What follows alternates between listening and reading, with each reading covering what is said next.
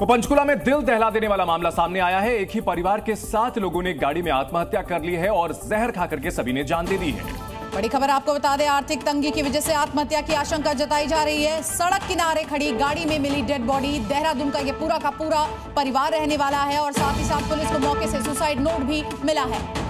वो एक धार्मिक कार्यक्रम में हिस्सा लेकर लौट रहे थे और सभी ने एक साथ जान दे दी है। इस वक्त की बड़ी खबर आ रही है, गाड़ी में जहर खाकर के खुदकुशी की है। एक ही परिवार के 7 लोगों ने सामूहिक आत्महत्या की है और आर्थिक तंगी इसके पीछे वजह बताई जा रही है। दिल दहला देने वाला ये मामला पंचकुला से सामने आया है, जहां देहरादून के परिवार ने ये भयानक कदम उठाया है। तो सड़क किनारे ये खड़ी गाड़ी मिली है जहां से शव बरामद किए गए हैं। आपको बता दें, ये पूरा का पूरा परिवार देहरादून का रहने वाला है और पंचकुला से ये डेड बॉडीज जो है वो बरामद की गई है।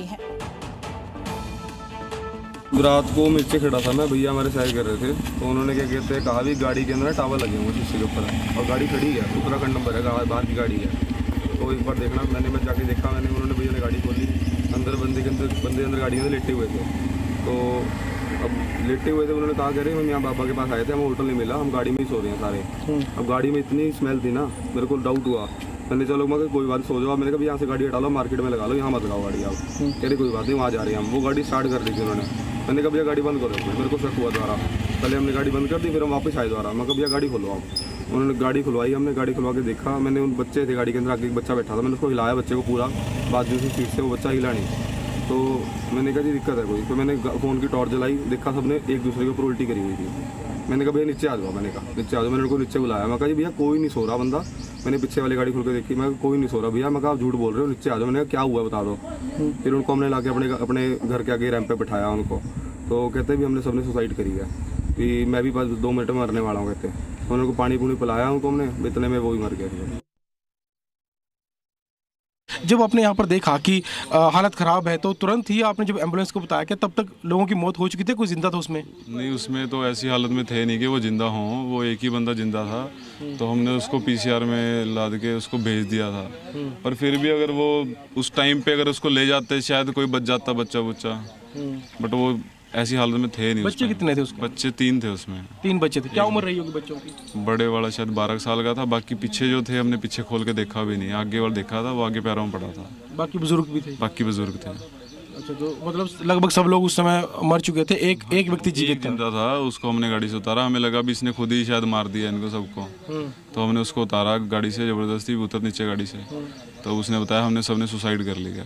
तो उसको हॉस्पिटल लेके गए, वहाँ पर वो उसको हॉस्पिटल ले गए, वहीं वो पूरा हो गया शायद। और ये चला पता कि वो पंचकुला के रहने वाले थे, यहाँ पर किराए पे रहते थे या वहीं से ही है? ऐसा कुछ पता लगा जी, हमें नहीं ऐसा कुछ। उन्होंने कुछ बताया था इस बारे में? नहीं, यहाँ क्यों आए थे? नहीं, हमें नहीं कुछ।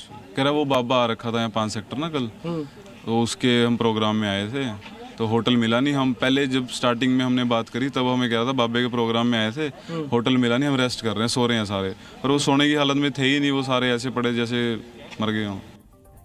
तो देखिए, गाड़ी के अंदर लोगों की मौत हो चुकी थी और एक शख्स जो जिंदा बचा हुआ था, उसका आखिरी वीडियो हम आपको दिखा रहे हैं। ये तस्वीर डराने वाली है, ये तस्वीर लेकिन विचलित करने वाली है। भैया आप एम्बुलेंस आ गई, एम्बुलेंस में बैठ जाओ आप। एम्बुलेंस आ गई, एम्बुलेंस में बैठ जाओ आप। जल्दी आओ। इसको तो उठा लो आप, इतना इसको तो ले जाओ, इसको तो उठाओ, इनको उठा लो, इनको ले जाओ आप उठा के। इनको ले जाओ, पहले उठा के, मरने वाले ही हैं। सोडियम पी के सारे बच्चों ने सारे मर गए, वो तो उधर तो सीरियस है जी।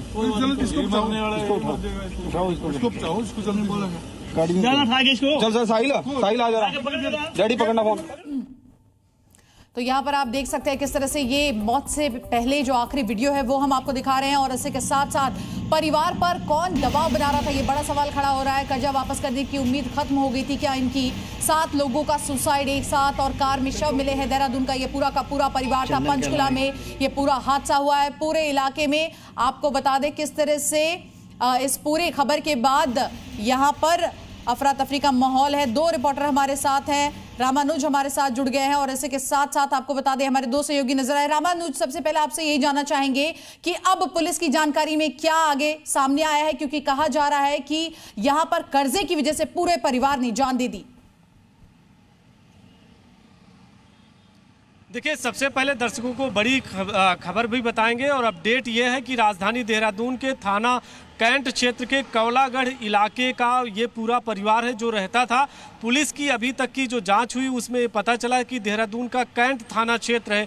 फिलहाल इस परिवार के बारे में पुलिस अभी डिटेल्स ले रही है कि वो परिवार कितने दिनों से रहता था, उनका घर यहीं पर था या वो किराए पर रहते थे। इन तमाम बातों की तहकीकात चल रही है, लेकिन ये पता चल चुका है कि देहरादून के थाना कैंट क्षेत्र के पूरा परिवार वो यहीं का रहने वाला था। पुलिस के मुताबिक जो परिवार है वो पिछले 2 दिनों से जब यहाँ से गया था उसके बारे में इतनी जानकारी मिली है और जो पूरी डिटेल्स है वो पुलिस ले रही है। लेकिन सबसे बड़ा सवाल इसी बात का है कि आखिर में कर्ज में डूबे परिवार पर दबाव किसका था, किस वजह से इतना बड़ा कदम उठाया गया है। निश्चित तौर पर यह सवाल है और पूरा देश ये जानने की कोशिश कर रहा है, तो जानना चाहता है कि आखिरकार एक परिवार ने ऐसा भयानक कदम क्यों उठाया। विजय राणा हमारे साथ बने हुए हैं। विजय, अगर बात की जाए इस घटनाक्रम के बारे में तो क्या मालूम पड़ा है, किस तरह से यह भयानक सुसाइड अंजाम दिया गया? बिल्कुल, जिन लोगों की मौत हुई है उसमें से जो परिवार का मुखिया था प्रवीण मित्तल, उसने मरने से पहले ये बताया कि उनके ऊपर बहुत कर्ज है और वो कर्ज नहीं चुका पा रहे हैं। ये भी कहा कि उनके रिश्तेदार जो हैं वो काफ़ी संपन्न परिवारों से हैं, लेकिन इसके बावजूद किसी ने उनकी मदद नहीं की और इस वजह से वो हताश हैं और इस वजह से वो अब आत्महत्या का उन्होंने फैसला लिया है। इससे पहले सब लोगों को हालांकि जहर खिलाया गया, अनजाने में खिलाया गया या उन्हें जानबूझकर जहर दिया गया, ये भी एक बड़ा सवाल है। लेकिन परिवार का मुखिया जो है सबसे बाद में उसकी मौत हुई है और हम इस समय मौके पर ही खड़े हैं जहाँ पर वो रात को पहुँचे थे। करीब 10:30 बजे के आसपास यहाँ पर गाड़ी लगाई गई थी, गाड़ी में वो लोग मौजूद थे और जो पड़ोसी हैं जो उन्होंने उस गाड़ी को देखा, गाड़ी के शीशे हैं उनके ऊपर टावल लगाए गए ताकि वो अंदर देख ना सके। और उसके बाद जब गाड़ी का दरवाजा पड़ोसी ने खोला तो वहाँ पर बहुत दुर्गंध आ रही थी उस गाड़ी के अंदर। फिलहाल ये जो जगह आप देख रहे हैं, ये पेड़ देख रहे हैं, यहाँ पर गाड़ी जो रात को लगाई गई थी।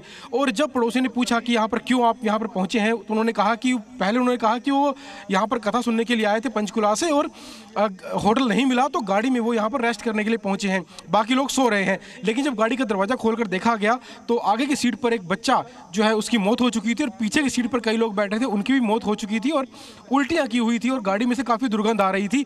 जिसके बाद जो यहाँ पर आसपास मौजूद लोग थे उनको शक हुआ और बाद में एम्बुलेंस और पुलिस को बुलाया गया।